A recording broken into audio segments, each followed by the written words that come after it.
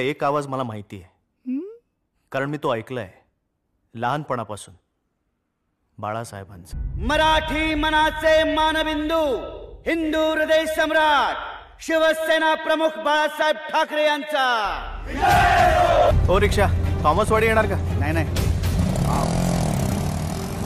रिक्षा रिक्षा रिक्षा रिक्षा थॉमसवाडी. चल थॉमसवाडी.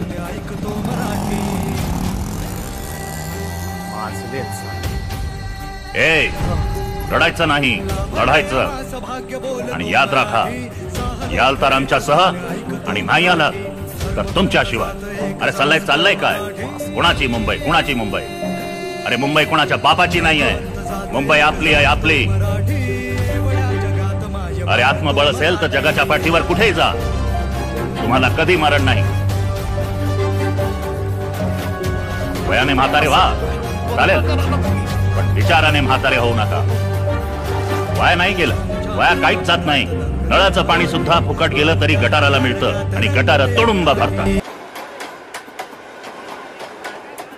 ये न्यूज पढ़ा हो साहेब, जरा पुढे सरका ना. दिखता नहीं है क्या? जगह नहीं है, भीड़ है. हाँ अहो जरा ऍडजस्ट करा ना, थोडं सरकून घ्या ना तुम्ही, होईल ना जागा. अरे कहाँ एडजस्ट करने का है? जगह नहीं है इधर. जाओ. अरे इथे 4-4 माणसं बसलेली असताना तुम्ही जागा नाही म्हणताय. नहीं सरकने का है, जा. जो करना है कर ले. जो करने का है वो कर ले म्हणजे? ये ट्रेन क्या तेरे बाप ने तेरे को खरीद के दी है क्या? ए, बापाचं नाव काढायचं नाही, तमीज से बात करने का. मतलब तू अभी मेरी तमीज की क्लास लेगा? हाँ हो भाऊ, ते आता नीटपणे सांगतायत तर सरकारनं जरा ऍडजस्ट करा. आम्ही तुम्हाला केलंय ना मुंबईत ऍडजस्ट. ए शाने, अब तू क्या इनकी वकालत करेगा क्या? और एडजस्ट किया मतलब क्या किया? हाँ, मुंबई किसी के बाप की नहीं है, समझा ना? रोज इसी ट्रेन से आता जाता है ना तू. क्या रे बुढ़ो, तेरी वजह से हुआ ना ये सब. अरे साले ऐकून काय घेतोयस? वकालत करता है, क्या करेगा तू? आपल्यावर आवाज चढवणाऱ्याच्या कानाखाली आवाज काढ. मुंबई आपली आहे, आपली. आणि इकडे आवाजही आपलाच हवा. ये बात साला. याला म्हणतात बाळकडू. अरे मराठी हा सन्मान आहे. वाय मराठी विचारणाऱ्याची वाय थेट करा. असल्या लोकांची महाराष्ट्रात राहायची लायकी नाही. मराठीला वाय विचारणाऱ्याला त्याची माय आणि बाप आठवलाच पाहिजे.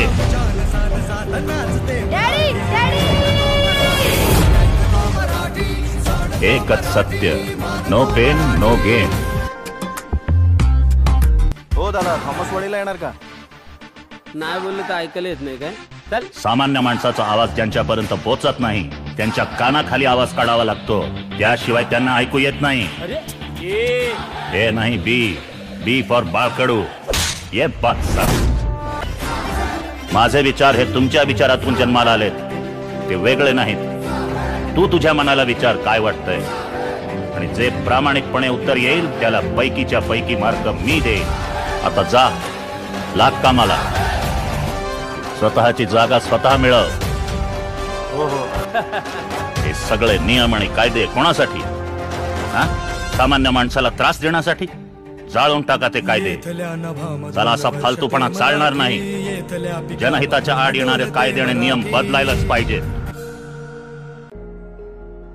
मराठी माणसाला मुंबईपासनं आणि मुंबईला महाराष्ट्रापासून तोडण्याचा डाव खूप वर्षापासून चालू आहे. तुम्ही काय बोलताय? एक मिनिट. नाही, तुम्ही एक काय मिनिट. बोलताय? तू पण त्यामध्ये एक माणूस उभा होता, तिखट, चिवट, शिवराळ, पण सच्चा मराठी सुपर हिरो, बाळासाहेब ठाकरे.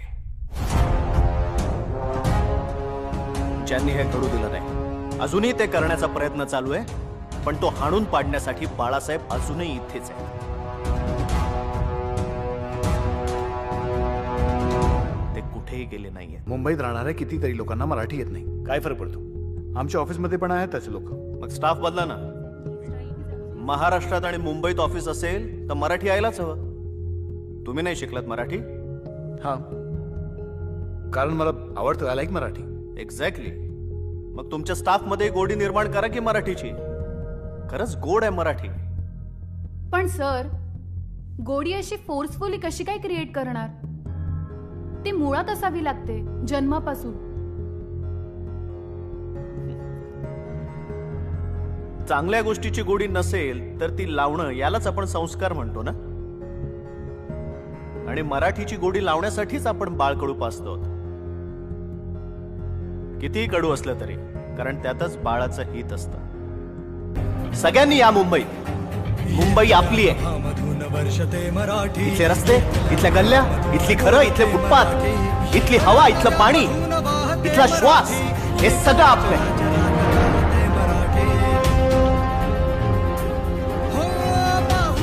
थोड्याशा पैशांसाठी तुम्ही मुंबईच्या बाहेर गेला, पण इथे आलात तर इथं मोठी इन्व्हेस्टमेंट आहे. म्हणून तर सगळ्या जगाचं लक्ष आपल्या मुंबईवर आहे. या सगळ्यांनी या, एकत्र या.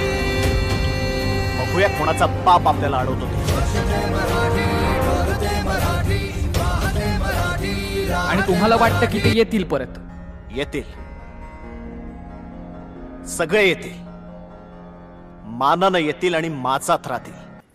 मी बाळकृष्ण नंदकुमार पाटील, तुमच्याच सारखा एक सामान्य मराठी माणूस, पैसे वाचवायला मुंबई सोडून गेलेला.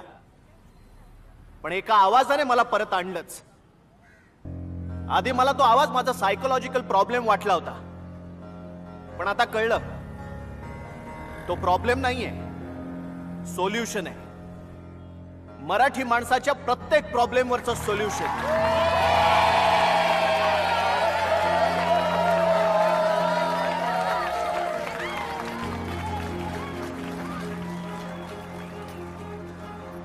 मी तर म्हणतो, ज्यांना हा आवाज ऐकू येत नसेल ना, त्यांनी स्वतःची डोकी तपासून घेतली पाहिजे. फक्त डोकीच नाही, संपूर्ण चेकअप करून घ्या. ज्यांच्या कानात हा आवाज घुमत नसेल ना, त्यांनी एक तर स्वतःला शंड जाहीर करा, नाहीतर डेथ सर्टिफिकेट मागून घ्या महानगरपालिकेतून. खरं तर प्रत्येक मराठी माणसाने स्वतःला नशीबवान म्हणायला हवं, कारण बाळासाहेब ठाकरे महाराष्ट्रात जन्माला आले. मी इतर भाषिकांचा आपल्यावरचा राग समजू शकतो, कारण प्रत्येकाच्या मनात शिरून त्याला हादरवणारा आणि खडबडून जागा करायला लावणारा बाळासाहेब नावाचा वाघ फक्त महाराष्ट्राच्या जंगलात जन्माला यायचा होता. पण बाळासाहेब गेले आणि वाटलं की ती डरकाई आता पुन्हा कधीच ऐकू येणार नाही. पण आज तुमच्या प्रत्येकाच्या डोळ्यात मला तो वाघ दिसतोय. प्रत्येकाच्या मनातली डरकाई मला ऐकू येते. फक्त आता ती मनातली डरकाई मनातल्या मनात ठेवू नका, कारण वाघाची डरकाई हे वाघाचं स्वगत नसतं, तर तो त्याचा जाहीर इशारा असतो.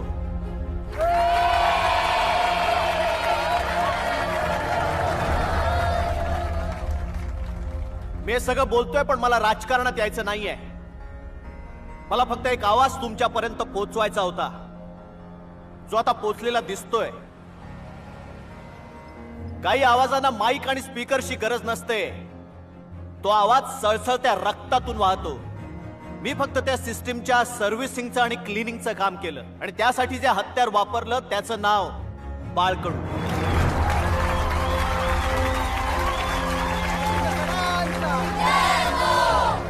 आणि ज्याचे मॅन्युफॅक्चरर आहेत बाळासाहेब ठाकरे.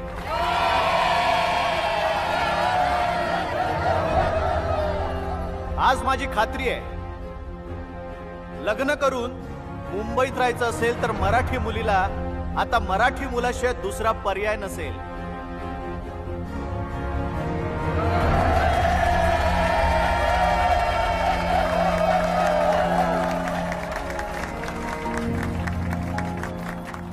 बाळासाहेब आजही आहेत, आता इथे, तुमच्यात, माझ्यात, इथल्या प्रत्येक श्वासात, नजरेत, इशाऱ्यात. महाराष्ट्राच्या नव्या इतिहासाचा नवा अध्याय मला ह्या आवाजात ऐकू येतोय. जो आवाज आपल्याला सांगतोय, मुंबई आपली आहे, मुंबई आपली आहे. पाहुण्यांचं स्वागत आहे. मेहुणा जसा नोकरीसाठी येऊन राहतो तसे या, राहा, खा, प्या, पण आपला मालकी हक्क सांगू नका. कारण साहेबांचा आवाज कानावर आला ना की मग आम्हाला नाती दिसत नाहीत, दिसते ती फक्त मराठी माती. अमृताशी पैजा जिंकणारी मराठी मुंबईसाठी कुठलंही युद्ध जिंकू शकेल, आणि त्यासाठी आमचं हत्यार असेल बाळकडू. बाळासाहेबांनी लहानपणापासून पाजलेलं बाळकडू.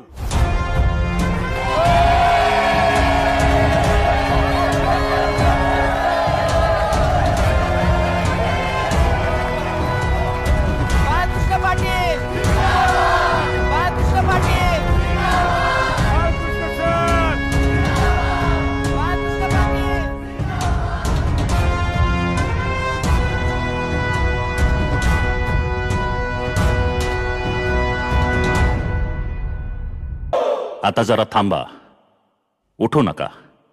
मला बोलवलत ना, आता मी आलोय. मला बोलू द्या. तुमचाच आग्रह होता ना, बाळासाहेब परत या, बाळासाहेब परत या. आता मी काय सांगतो ते ऐका. एकजुटीने रहा. जाती आणि वाद गाडून मराठी माणसांची भक्कम एकजूट उभारा. तरच तुम्ही टिकाल आणि महाराष्ट्र टिकेल. उगाच आपलं रडत रडत हक्कांच्या गोष्टी करणार असाल तर काहीही मिळणार नाही. आपल्या हक्कांसाठी लढा, अन्याय करू नका आणि सहनही करू नका. आणि गरज लागली तर द्याच बाळकडू.